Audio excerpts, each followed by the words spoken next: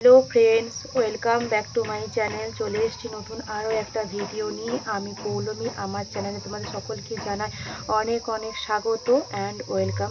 তোমরা সবাই কেমন আছো? আশা করছি ভালো আছো। আমিও বেশ ভালোই আছি। আজকে আবার চলে এলাম সুস্মিতা আর পলাশকে নিয়ে কথা বলতে। কিছু কিছু ভিডিও আমার সামনে এলো, যেটা দেখছি সুস্মিতা এইমাত্র শেষ নিঃশ্বাস ত্যাগ করেছে। সুস্মিতা এই পৃথিবী ছেড়ে চলে গেছে। সুস্মিতা এইমাত্র আমাদের ছেড়ে চলে গেল। তো এরম কিছু খবর, কিন্তু আমি সেই ব্যাপারেই বলছি যে সুস্মিতা মারা যায়নি, সুস্মিতা বেঁচে আছে, কিন্তু সে বেঁচে থেকেও মরে গেছে। তার বেঁচে থাকার কোনো ইচ্ছা একদমই নেই। কি করে থাকবে বলো তোমরা? কি করে থাকবে? একটা 20 বছরের মেয়ে, যে এই ওই বয়সী মেয়েরা এখনও পড়াশোনা করছে, তারা বিয়ে টিয়ে কিছু করেনি, সেই বয়সে একটা মেয়ে বিধবা হয়ে গেল। এটা শুনতেও কতটা খারাপ লাগছে, আর দেখতে তো ভীষণই খারাপ লাগছে। তো সেই 2.5 বছর আগে কত তার দু চোখে কত রঙিন রঙিন স্বপ্ন ছিল, যে সে যখন এই সংসারে ঢুকে সে ভেবেছিল অনেক কিছু করবে, সে সুখের সংসার করবে, স্বামী, সন্তান, শাশুড়ি। কিন্তু যে সবই ঠিক আছে, কিন্তু সেই শাশুড়ি যে তার সবথেকে বড় শত্রু হবে, সেই মেয়েটা ভাবতে পারেনি। কি করে ভাববে? ওই বয়সে তো আর অত কুবুদ্ধি মাথায় চলে আসে না, যে না সংসারে যে কুবিদ্যেগুলো হয়, সংসারে যে কুট প্ল্যানগুলো হয়, সেগুলো তার 20 বছর বয়সে একটা মেয়ের মাথায় আসতে পারে না। কারণ তাকে সেগুলো যদি আসতে হয়, তাহলে তাকে সংসার করতে হবে, তবে সে কিংবা ঘরে থাকতে হবে। আর যেহেতু বলেছি যে সুস্মিতা বাইরে থেকে পড়াশোনা করতো, সে পড়াশোনার মধ্যেই থাকতো, যেহেতু ফার্স্ট ইয়ারে পড়তে পড়তে তার বিয়ে হয়ে গেছে। তো এগুলো সংসারের মধ্যে থাকলে এই কুট প্ল্যান, কুবুদ্ধি এইগুলো আসে। কিন্তু সে যেহেতু বাইরে থাকতো, তার জন্য এইগুলো সে এত মাথায় নিত না, সে পড়াশোনা নিয়েই থাকতো। তাই সে কি করলো না, শাশুড়ির ওই কুট প্ল্যান আর কুট ভিলেনের প্ল্যানেতে সে পড়ে গেল, ওই জালেতে। কিছু করার নেই তাকে, আর কী বা করবে। আর যেহেতু বাপের বাড়ি তো অত ভালো সাপোর্ট নেই, যে না জোর করবে না কিংবা মুখ খুলবে, কারণ বাপের বাড়ি তো ভীষণই গরিব। তারা জানছে, তারাও তো ভেবেছিল যে না একটা সেই ছেলেটা ভালোবেসে আমার মেয়েকে নিয়ে যাচ্ছে, নিশ্চয়ই সে ভালো রাখবে। সত্যি করেই তারা নিজের মুখেও বলেছে যে জামাই পেয়েছিলাম রত্ন একটা, কিন্তু বলেনি হিরে হলেও হিরে তো কয়লাতেই থাকে। তো হিরে ঠিকই জামাই, কিন্তু জামাইয়ের মা তো ঠিক কয়লা, ওর মতো তো কয়লার মতো কালো, তাই না? ও তো চিন্তা ভাবনা অন্যরকম ছিল।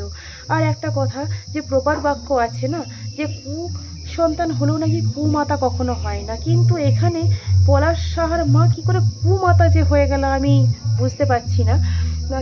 কিসের জন্য, কোন লোভের কারণে যে এমন একটা ছেলের সংসারকে নষ্ট করে দিল, একটা মেয়ে একটা ছেলে পৃথিবী থেকে চলে গেল, এমন কি একটা মেয়েও তার জীবন দিতে বসেছে, প্রায় যাবো অবস্থা।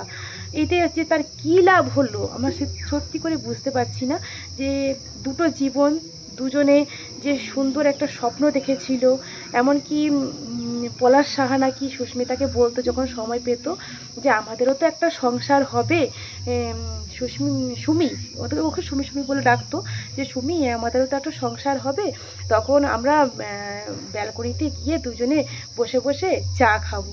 কিন্তু বলো, এই যে এই স্মৃতিগুলো, এই কথাগুলো, ভাবো কতটা ওই মেয়েটার মনে খোদাই করা আছে। এগুলো তো কেউ চাইলেও মুছে দিতে পারবে না গো, চাইলেও মুছে দিতে পারবে না।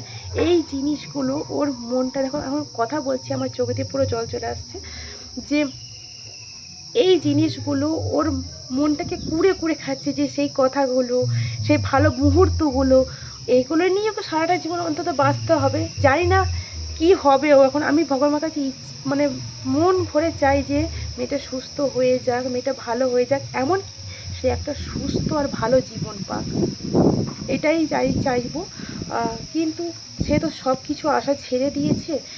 তার ভাবছি যে পলাশ শাহ যখন চলে গেছে, তার জীবনটাই চলে গেছে। সে আর এই পৃথিবী থেকে কী করবে? তার আর তো কোনো কাজ নেই। সে যাকে ভালোবেসেছিল, যাকে নিয়ে সে স্বপ্ন দেখেছিল, যাকে নিয়ে সে সারাটা জীবন এই পথ চলবে ভেবেছিল, সে পথ চলার মানুষটাই তো চলে গেছে। সে তো একা হয়ে গেছে, একা একা তো পৃথিবীতে বাঁচা যায় না। সেই জন্য সেও নিজেকে এই পৃথিবী থেকে সরিয়ে নিতে চাইছে। কিন্তু আমাদের দেখো সমাজ কীরকম, যে ওর দিকেই আঙুল তুলবে, যে তোমারও দোষ ছিল। সমাজ কেন বলছি, ওর পাড়া প্রতিবেশী বলো, আরও যারা সব আত্মীয় স্বজনরা আছে, সবাই তো আর ভালো হয় না। তারা কিন্তু ওর দিকে আঙুল তুলবে, তুলে বলবে দোষটা তোমারও ছিল, শুধু কি ওর মায়ের? আরে বাবা, দোষটা যদি ওরও ছিল, তাহলে মানে দোষের যে ভাগিদার করা হচ্ছে, কেন সে মুখ খুলেছিল? এটাই জিনিস, কেন সে মুখ খুলেছিল? কিন্তু একটা মেয়ে সে কত সহ্য করবে, তাকে দিনের পর দিন মানসিক টর্চার। একটা মানুষ তখনই ঘুরে দাঁড়ায় যখন তার পিঠটা দেয়ালের সঙ্গে ঠেকে যায়, তখন সে ভাবে যে না, এবারে আমাকে ঘুরে দাঁড়াতে হবে, নাহলে তো আমি আর বাঁচতে পারবো না। ঠিক সেটাই সে করেছিল, তার কারণেই কলার শাখায় চলে যেতে হলো। সে ঘুরে দাঁড়াতে গেল, কলার শাহ মানতে পারলো না যে না, আমার মা বউ দুজনকে দরকার, সে চলে গেল। কিন্তু এইটা ভাবো, তার মা যদি সুস্মিতার সঙ্গে একটু ভালো ব্যবহার করতো, এই জিনিসটা কি আসতো? ও তো চেয়েছিল সংসার করে বলে তো এই সংসারে এসেছিল, ও তো সংসারটা ভাঙতে আসেনি, তাই না? ও সংসার ভাঙতে আসেনি। আর একটা কথা, যে একটা জিনিস দেখলাম, যে অনেকে কমেন্ট করেছে যে মেয়েটা তো অনেক লোভী ছিল, গরিব ঘর থেকে এসছে তো প্রচুর টাকা পয়সা দেখে ফেলেছে, সেই জন্য সে আর মানে নিতে পারলো না। তার মানে সে তার দাবি অনেক রকম ছিল, যেটা পলাশ সাহা মেটাতে পারতো না। আরে বাবা, তার বর একটা ভালো একটা অফিসার, মানে ভালো জায়গায় ছিল, মানে ভালো একটা পজিশনে ছিল, তার বরের মাসে লাখ লাখ টাকা ইনকাম, যে তা সুস্মিতা মুখ থেকে কিছু একটা বলারই এতে, যেটা ওর বর সঙ্গে সঙ্গে এনে দেবে। তার কিসের অভাব ছিল? না টাকা পয়সার অভাব, না স্বামীর ভালোবাসার অভাব, শুধুমাত্র ছিল একটাই, শাশুড়ির ভালোবাসা, শাশুড়ির স্নেহ, এটাই অভাব ছিল। যার কারণে আজ এই অবস্থা চলছে সুস্মিতার, একদম মরমর অবস্থা, শেষ পর্যায়ে, মানে প্রায় বলতে গেলে শেষ পর্যায়ে। কিন্তু সে এখন চলে যায়নি এই পৃথিবী ছেড়ে, কিন্তু সে চেয়েছে যে আমি আর বাঁচতে চাইছি না, আমি এই জীবনটা আর রাখতে চাইছি না, এই জীবনটাই শেষ করে দিতে চাইছি। এটাই তার মনে ইচ্ছে, মানে বাঁচার সব কিছু চাই, মানে ইচ্ছা সে ছেড়ে দিয়েছে। ডাক্তাররা এটাই তো বলেছে যে বাঁচার সব কিছু ইচ্ছে ছেড়ে দিয়েছে। তো এইটুকু শুধু ভগবানকে বলবো যে ওকে শক্ত করো, ওকে মানে মনে জোর দাও, যেন ও জীবনের পথটা একটু ভালোভাবে এগোতে পারে, এটাই বলবো। আর এরকম ভিডিওর আপডেট পেতে আমার চ্যানেলের পাশে থেকো তোমরা।